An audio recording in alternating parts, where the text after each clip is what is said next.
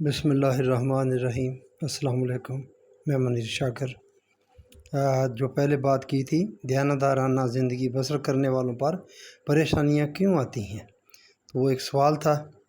تو اسی سلسلے میں ہی یہ بات آگے چل رہی ہے، اسی کی ہی آگے کڑی ہے، اس کی وضاحت ہے کہ ایسا کیوں ہے۔ کیونکہ سورۃ مائدہ میں اللہ تعالیٰ فرماتا ہے کہ یہ ہو نہیں سکتا کہ یہ خود ہی جو ہے نا، اے افراد جماعت مومنین، تم اپنی ذات کی نگہداشت کرو، یہ تم خود ہی کر سکتے ہو، دوسرا کوئی ایسا نہیں کر سکتا۔ یاد رکھو، اگر تم اپنی ذات کی نگہداشت صحیح راستے پر چلتے رہے تو غلط روش پر چلنے والے تمہیں کوئی نقصان نہیں پہنچا سکیں گے۔ لیکن ہمارا مشاہدہ اس سے مختلف ہے، ایسا ہوتا ہے ان کا جینا مشکل ہو جاتا ہے، دوبارہ ہو جاتا ہے جو صحیح راستے پر چلتے ہیں۔ تو اس سلسلے میں آگے بڑھتے ہیں۔ آگے بڑھنے سے پہلے آپ چینل کو سبسکرائب کر لیں، اگر نہیں کیا تو لائک کر لیں اور بیل کا بٹن دبا لیں۔ انسانی پیکر میں پہنچنے پر زندگی دو سطحوں میں تقسیم ہو جاتی ہے۔ ایک وہی حیوانی سطح پر جو پیچھے سے چلی آ رہی تھی، یہ پہلے بھی بات ہو چکی، دو زندگی کی سطحیں ہیں۔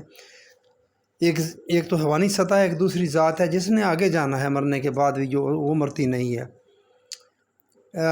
حیوانی سطح پر جو پیچھے سے چلی آ رہی تھی، اسے طبعی زندگی کہتے ہیں۔ یہ زندگی قوانین طبعی کے تابع رہتی ہے، اس میں نیک و بد، حتیٰ کہ مومن کافر میں بھی کوئی تمیز و تفریق نہیں ہوتی۔ آگ میں ہاتھ نیک آدمی ڈالے یا بد، اس کا اثر دونوں پر یکساں ہوتا ہے۔ سینکیا کافر کھائے یا مومن، دونوں ہلاک ہو جائیں گے۔ زندگی میں نقصانات بھی طبعی قوانین کے مطابق ہوتے ہیں اور منافع بھی انہی قوانین کے مطابق حاصل ہوتا ہے۔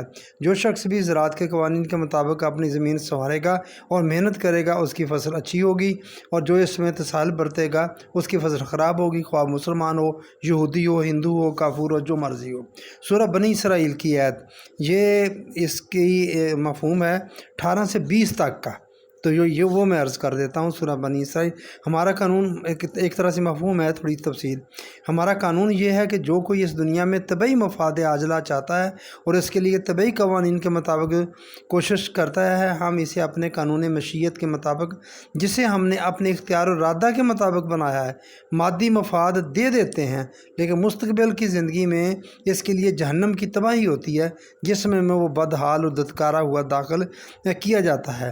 اس کے برعکس جو شخص مفاد عاجلہ کے ساتھ قریبی فائدے کے ساتھ مستقبل کی خوشگواریاں بھی چاہتا ہے اور اس کے لیے ایسی کوشش کرتا ہے جیسا کہ کوشش کرنے کا حق ہے، پوری جان مار کر، اور مستقل اقدار پر یقین رکھتا ہے۔ مستقل اقدار پہلے بات کر چکا ہوں، موٹی سی بات سمجھیں۔ اسماء الحسنہ، صبغۃ اللہ، اللہ تعالیٰ کی جو صفات ہیں، یقین رکھتا ہے، تو یہ وہ لوگ ہیں جن کی کوششیں حال اور مستقبل دونوں میں بھرپور نتائج کی حامل ہوتی ہیں۔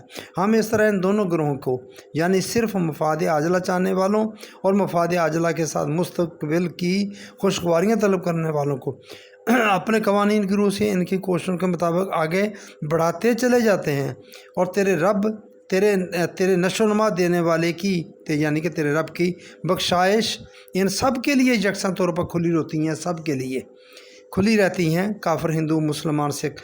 ہم ان کے راستے میں کسی کے لیے بند نہیں لگا دیتے کہ ایک گروہ تو آگے بڑھ جائے اور دوسرا گروہ وہیں روک دیا جائے۔ یہ مکمل ہو گیا اس کا مفہوم 18 سے 20 تک، یعنی کہ لیول پلینگ فیلڈ جو ہم عام لفظ بولتے ہیں، وہ اللہ کی طرف سے بالکل ہوتا ہے کہ اس میں کوئی تخصیص نہیں ہوتی کسی مذہب کی، کافر کی، مسلمان کی۔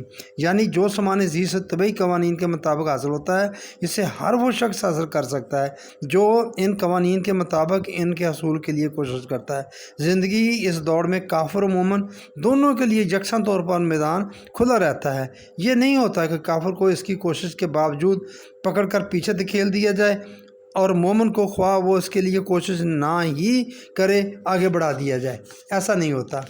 جو شخص مستقبل کے مفاد چاہتا ہے تو ہم اس کی کوشش کے مطابق ان میں اضافہ کر دیتے ہیں، اور جو شخص محض دنیاوی مفاد کا طالب ہوتا ہے تو اسے اس کی کوشش کے مطابق وہ مفاد مل جاتا ہے، لیکن اس کے لیے مستقبل کے مفاد میں کوئی حصہ نہیں ہوتا۔ یہ شورا کی 20 نمبر آیت ہے جس کا مفہوم یہ عرض کیا، جو شخص مستقبل کے مفاد چاہتا ہے۔ یہ ہے اللہ کا قانون طبعی زندگی سے متعلق۔